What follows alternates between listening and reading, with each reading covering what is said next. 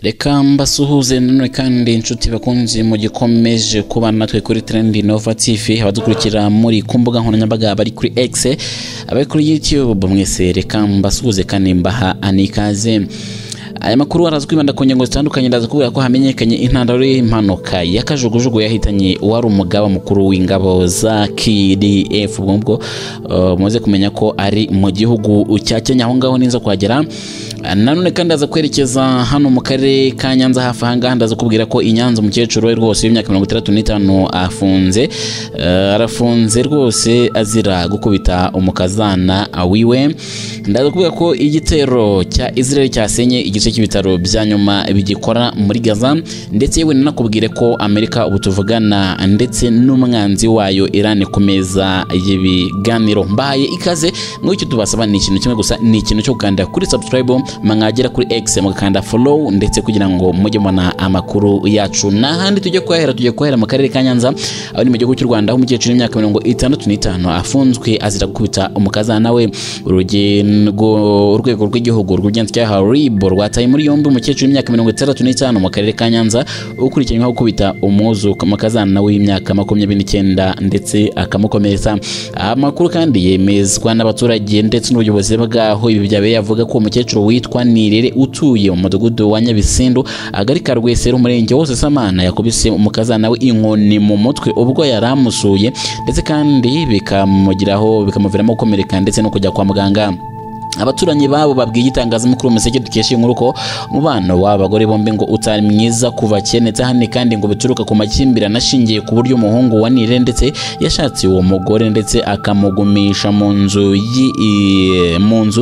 z'inyongera cyangwa se ama annexe, ndetse ibintu nyirabukwe atigeze yemera neza. Bizimana Egide, umunyamabanga nshingwabikorwa w'umurenge wose Samana, yemeje aya makuru, ndetse kandi avuga ko RIB yahise itangira iperereza kuri icyo gikorwa. Yavuze ati rwose turakangurira abaturage kubana mu mahoro ndetse bakirinda amakimbirane yo mu miryango. Iyo ikibazo kibaye, hari inzego z'ubuyobozi zibafasha gukemura ibibazo ndetse mu mahoro. Uwo mukecuru kandi afungiye kuri sitasiyo ya RIB ya Busasamana, ni mu gihe iperereza kandi iryo rigikomeje. Hanyuma reka mitene gutanerekeze hano mu gihugu cya Kenya, nkubwire ko hamenyekanye intandaro y'impanuka y'akajugujugu yahitanye uwo umugaba mukuru w'ingabo za Kenya, ubwo ni KDF.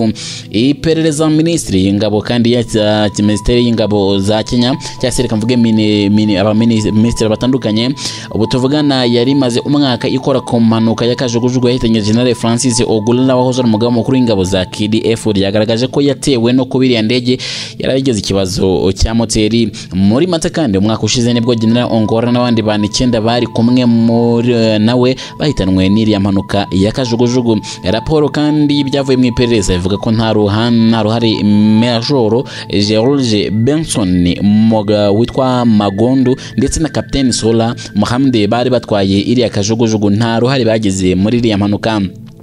Iyo raporo kandi yashyikirijwe Perezida William Samoei Ruto wa Kenya kuri uyu wa gatanu tariki 11 Mata 2025. Yasesenguye ibintu bitandukanye kandi byatekerezwaga ko nyine byabaye intandaro y'iriya mpanuka, ndetse kandi mbere yo gusanga ubutuvugana intandaro yarabaye moteri yagize ikibazo. Iperereza kandi ryagaragaje ko mbere yuko iriya ndege ikora impanuka moteri yayo yari yashyushye cyane, ndetse kandi ibyatumye icika intege. Ku itariki 18 Mata 2025 nibwo akajugujugu yari itwaye General Ongora yakoreye impanuka mu mudugudu wa Sinda, aho ni mu ntara ya Elgeyo Marakwet, aho ni muri Kenya. Abandi kandi bapfanye nawe barimo Brigadier Swale Saidi, Colonel Docha Keita, ndetse na Lieutenant Colonel David Sawe, Major George Benson Mogondo, Captain Sola Mohammed, Captain Hilary Litali, ndetse na Senior Sergeant John Kinyua Molethi, na Sergeant Crifonse Omondi, ndetse na Sergeant Rose Nyawila. Abo nabaguye muri iyo mpanuka. Hanyuma kandi munyemerere nze kuri iyo nkuru ivuga ngo Amerika ndetse n'umwanzi wayo Iran kumeza y'ibiganiro. Leta Zunze Ubumwe za Amerika ndetse na Iran bamaze imyaka igera ku 45 baracanye umubano ushingiye kuri diplomasi. Batangiye kandi kujyana ibiganiro biziguye ubutuvugana. Ni ibiganiro kandi kuri uyu wa gatandatu byatangiriye mu bwami bwa Oman, nk'uko umuvugizi wa Minisiteri y'Ububanyi n'Amahanga ya Iran yabitangaje. ibiganiro byatangiye nyuma y'igihe kandi Amerika ndetse na Iran bari mu ntambara y'amagambo.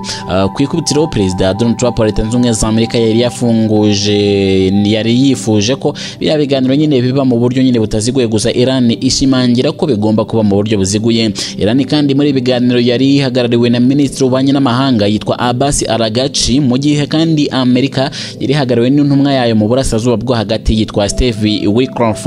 Kuri uyu wa gatandatu kandi nibwo bwa mbere Amerika ndetse na Iran bari bahuriye ku meza y'ibiganiro kuva muri 2018 ubwo Washington yirukanaga ndetse yikuraga mu biganiro barimo bagirana kuri icyo gihe. Ibiganiro byari byaratangiye nyuma gato yuko Perezida Donald Trump kandi yageraga ku butegetsi mu mwaka wa 2015.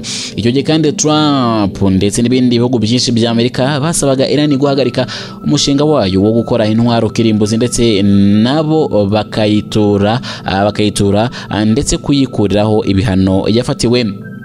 Ibiro ntaramakuru by'Abongereza Reuters bivuga ko ndetse ibiganiro biri kuba ndetse Tehran iri kwigengesera cyane ndetse kandi ikaba ngo inashidikanya ku kuba hari amahirwe yo kuba izumvikana nyine na Amerika binahabanye cyazi binajyanye no kuba Perezida Donald Trump wa Leta Zunze Ubumwe za Amerika yarakunze kuganisha cyangwa se gukangisha Iran kwizayirasa n'igisi mu gihe kandi ngo yaba idahagaritse umushinga wayo wo gucura ibitwaro kirimbuzi. Icyakora mu gitondo cyo kuri uyu wa gatandatu ubwo Minisitiri Araghchi yageraga muri Oman yavuze ko ndetse bo na Amerika bateganya kugera ku bwumvikane buciye mu mucyo kandi bushingiye ku bwuzuzanye hagati yabo. Hanyuma Amerika mve muri Leta Zunze Ubumwe za Amerika nekeze kuri iyi nkuru ivuga ko igitero cy'indege cya Israel cyasenye igice cy'ibitaro bya nyuma ndetse kandi bigiye gukora muri Gaza. Iyi nkuru kandi yacicikanye mu bitangazamakuru bitandukanye birimo Igihe na Bwiza n'Umuseke ndetse n'ibindi byose bitandukanye hirya no hino birimo nka Al Jazeera, BBC ndetse n'ibindi yagiye yandikwa ivuga ko ubu tuvugana igitero cy'indege cya Israel cyasenye igice cy'ibitaro bya Baptista bya Al Ahli ari nabyo kandi bisigaye bikora mu karere ka Gaza. Abayibonye kandi bavuga ko igitero cyashenye ishami rishinzwe ubuvugizi n'ibikorwa byo kugaba iby'ibitaro nk'uko nyine inkuru dukesha BBC ikomeza ibivuga. Video kandi yashyizwe kuri internet yagaragaye yerekana nyine umuriro mwinshi n'umwotsi uzamuka mu bitaro nyuma y'uko misile zikubise inyubako z'amagorofa abiri.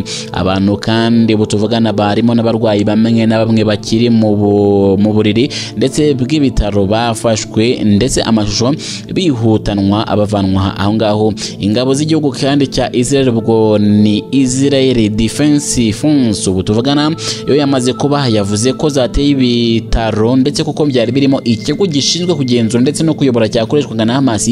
Abashinzwe ubutabazi ndetse muri Gaza bavuga ko nta muntu byahitanye. Hanyuma kandi Minisiteri y'Ubuzima iyobowe na Hamas yo yavuze ko iyi nyubako yashenywe burundu bituma haba kwimura byihutirwa abarwayi ndetse n'abakozi ibi bitaro.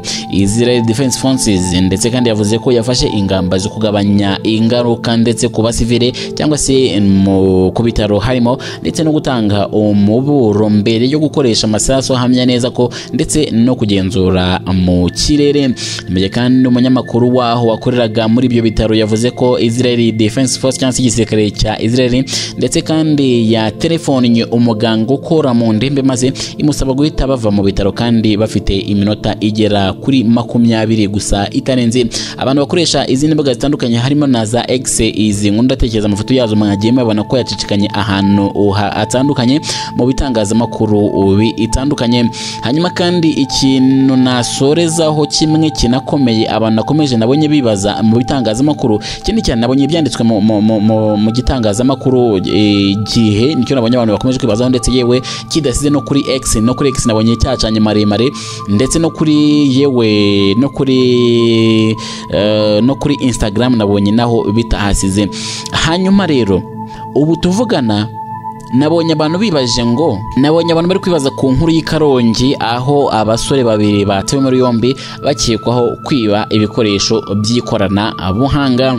Ni inkuru yamaze kuba yashyirwa hanze ku isaha y'isamo ya za mu gitondo yanditswe mu itangazamakuru Igihe ko amapolisi y'u Rwanda kandi ku bufatanye n'inzego z'ibanze n'abaturage yataye muri yombi abasore babiri bakekwaho icyaha cy'ubujura abuciye icyuho kandi cyabereye mu mudugudu wa Nkomagurwa akagari ka Nyarugenge umurenge wa Rubengera. Abafashwe kandi ni niyo nyandiko niyo yandika Herze ndetse na Usabyimbabazi Pierre bombi bafite imyaka 18 bafashwe kandi nyuma y'iperereza ryakozwe ku cyaha ndetse bakekwaho cyo kwinjira mu nzu ya Nyiramugwera Evodi ndetse kandi imyaka 34 tariki ya 2 Mata 2025 ahagana ku isaha 5 za mu gitondo ndetse kandi bakoreje icyuma kizwi nka ferrabeto baciye bicishije nyine urugi rw'inzu.